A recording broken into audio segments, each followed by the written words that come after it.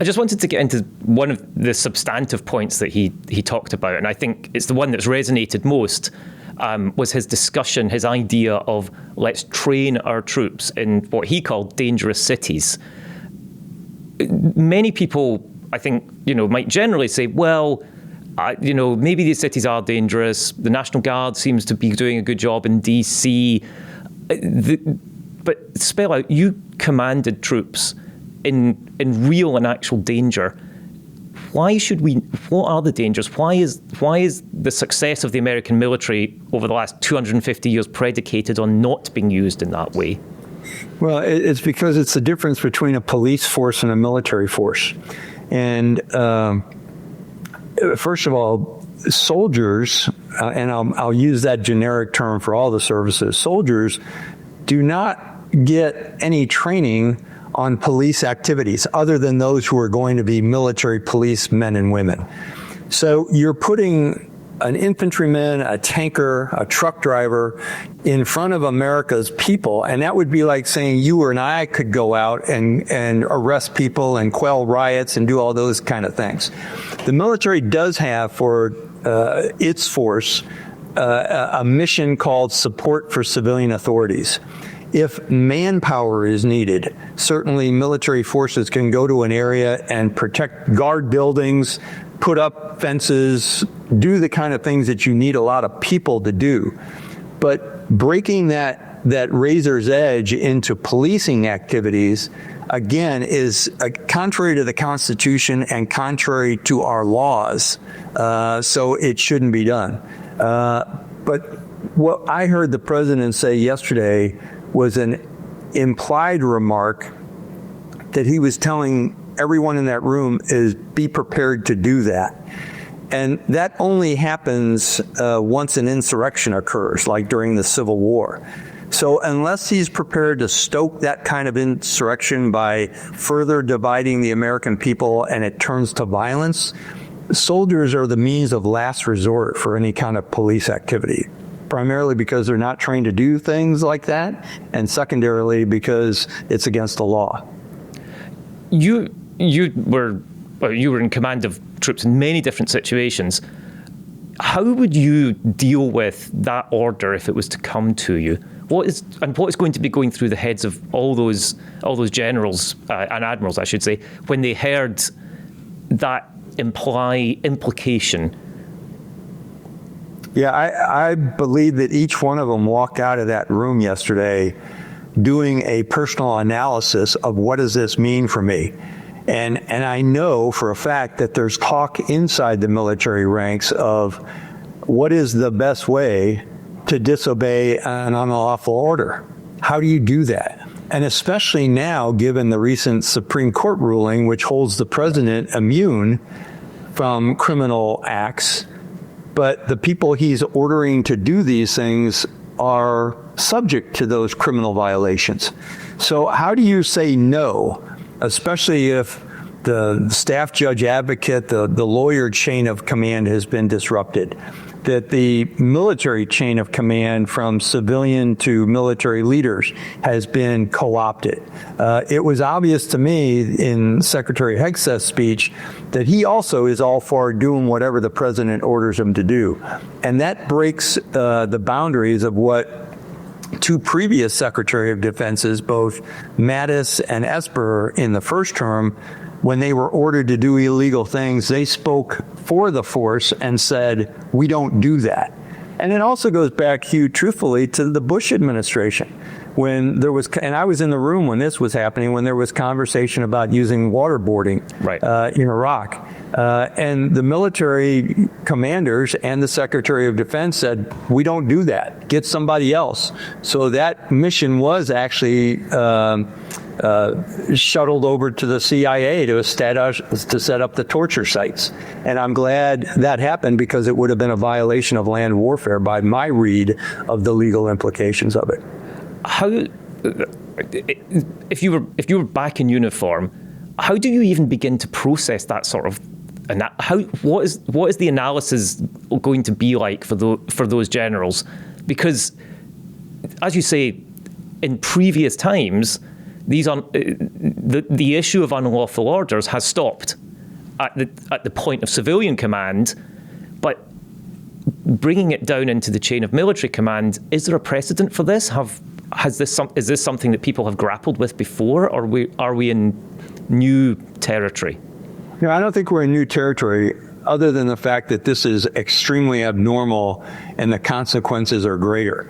I've had a couple of instances in my career where I've had to go to my bosses and say, hey, I was just issued this order. I think it's either illegal or immoral, and I think we need to talk about that.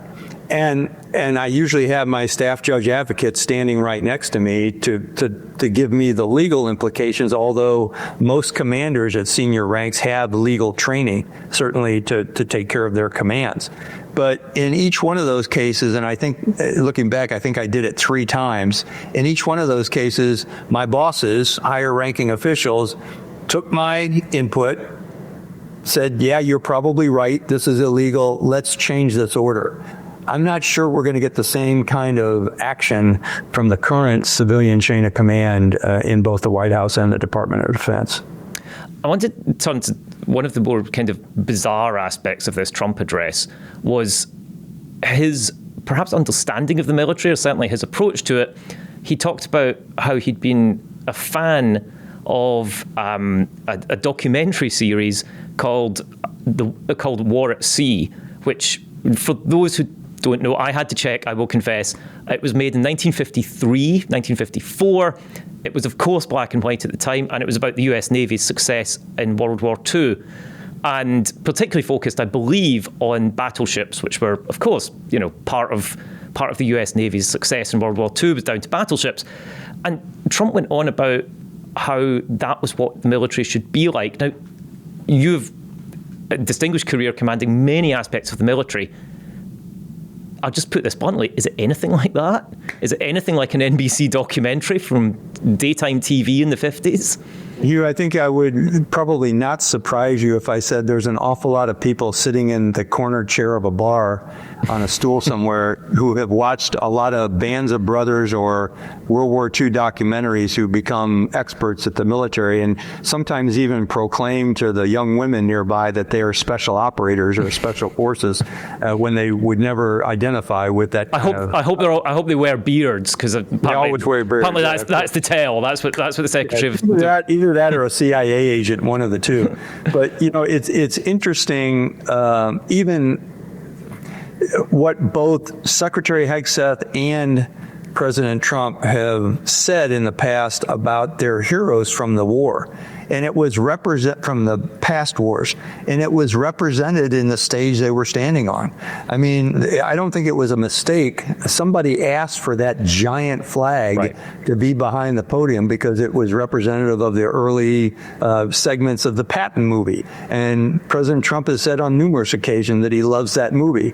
Okay, great. But also even Secretary Hegseth, who he disrespected 3 general officers, Corelli and Milley, and there was one other, and I can't remember who the other one was, and then put in their place Schwarzkopf, MacArthur, and Patton. Right. Well, I mean, all generals have flaws, don't get me wrong. Patton, when you go into their history, was not a very good leader he was a very good commander and a warfighter. He was not a very good leader. MacArthur actually rebelled against the president. So I'm wondering how Trump would feel if the chairman of the Joint Chiefs or some combatant commander did something that he wouldn't want to do. So it's a real paucity of information on the things that they're talking about. And there was even a couple of times during the Secretary's speech yesterday where I thought he's talking at this from the standpoint of an Army lieutenant. He's not even considering the Air Force, the Navy, the Marines as part of this force. It's all directed to what his experience was in the Army. And that was really one of the things that I think alerted some people when he was nominated for the Secretary of Defense job. He didn't have the business acumen to run an organization the size of the Department of Defense and he didn't have the experience with the services. So all of that came through, and it comes through in spades with President Trump. Talking about battleships being the great surface fleet of the U.S. Navy, and any Navy guy will explain to you why that's not such a good idea today. And also objecting to the shape of stealth ships because he's an aesthetics guy, which I assume we're going to see our Navy painted in gold after that. I don't know. But more seriously, one of the, you talked about being in Russia, you commanded the army in Europe. First of all, what are people who are our allies thinking about this? What was the takeaway in Europe? I won't go into the details, but I had several of my former counterparts in other militaries in Europe that I worked very closely with. We continue to stay in contact. And I got several text messages and emails yesterday asking me about what I thought this was doing to the U.S. military. And on at least two occasions, those retired generals from foreign allied forces said to me, I don't understand why this is happening given how much respect we have for the capabilities of the U.S. military, specifically the U.S. Army, who they had dealt with.